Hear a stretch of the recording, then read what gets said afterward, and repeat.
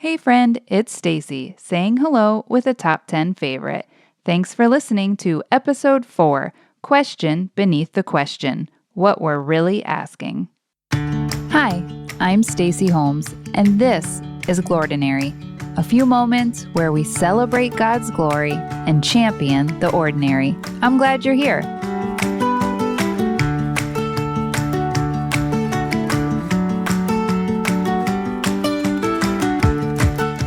Have you ever just had a year? Or maybe 2 or 3 years? You know, the ones where Murphy's Law moved in and crying uncle doesn't stop anything. 2023 was a year, my friend. Full disclaimer, I'm about to open up the vault on female anatomy, so if you've got your kids in the room, well, you've been warned. Actually, why don't you go ahead and give my mom a heads up too? Despite being an amazing RN, she doesn't really love when I talk about, drumroll please, brrrr, blood, or more affectionately known as blug, which is what I called it as a little girl. I always went with my dad when he, quote, gave blug. He was in it to help save a life. I was in it for the cookies. We all had our part to play. And speaking of parts, my girl parts just had issues. To my dying breath, I will thank my good Lord for including the story of the bleeding woman in the Bible. So if he's going to bring it up, so am I, because real talk, right? Well, I am in that blessed sweet spot of perimenopause where your periods are just annoying enough to be wonky, but not quite kind enough to say adios altogether. And over the course of many years, things proceeded to get worse. 1 period a month quickly turned into 2 periods a month. What? Like how many eggs are we dropping here, girl? Then a 10-day period turned to 12, 15, 18, 22, 25 days straight until she just never stopped bleeding. Not fun. 1 doctor turned into 2, and finally a 3rd specialist. 1 ultrasound became 2, then 3. 1 hormone treatment became 2, and then 3 different methods. And of course, each method takes a minimum of 3 months to see if it's working. In the meantime, to answer your question, no, she didn't stop bleeding. So it now was time for a uterine ablation, which effectively would scorch your whole uterine lining. I was so hopeful that this would just stop the bleeding, I even had my husband John buy a cake just to mark the occasion. Spoiler alert, it didn't stop bleeding. It was time to start talking hysterectomy.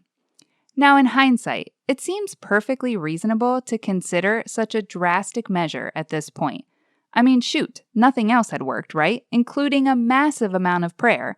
And some things you just can't essential oil your way out of. So when my kind doctor suggested a hysterectomy, I should have said, yeah, you free right now? But here's how that actually went. This is from my journal right after that appointment. Well, Lord, surgery is scheduled. And I feel mentally tormented again. Ugh!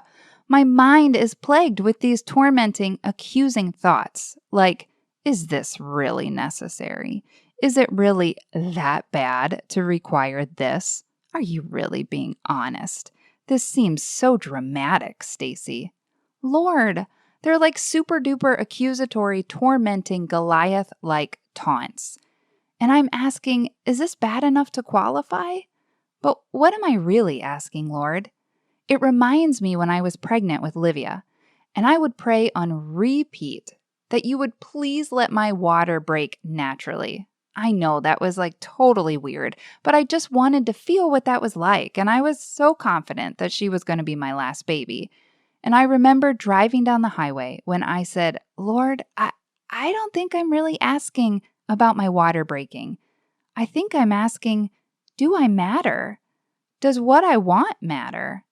And it was the first time in my life that you led me to ask the question beneath the question. So now, 12 years later, what question am I really asking this time? Am I valuable enough to fix this? Do I warrant this level of care? Am I worth it? Oh, friend, You might not be facing a health crisis, and maybe your husband isn't having cancer surgery 2 weeks after your hysterectomy. Yeah, we are fun. But I'm guessing there's something that you're questioning. And perhaps, like me, he's inviting you to ask the question beneath the question. What's underneath the thoughts, fears, hopes, or insecurities? Maybe you're asking the same things that I did. Do I matter? Does what I desire matter? Am I valuable enough to fix this problem? Am I worth it? And let me assure you, yes. Yes, you do matter. Your desires are important. You are valuable enough to not only fix problems, but fight for.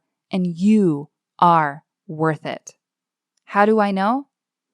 Well, Luke 8, the bleeding woman. Remember her? 12 brutal years of uncontrollable bleeding.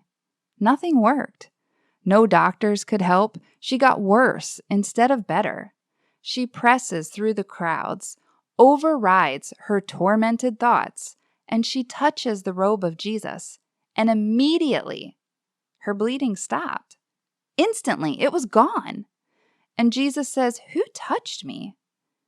And you want to know how I know that he sees you? Well, listen up. It says this in Luke 8, verses 47 through 48.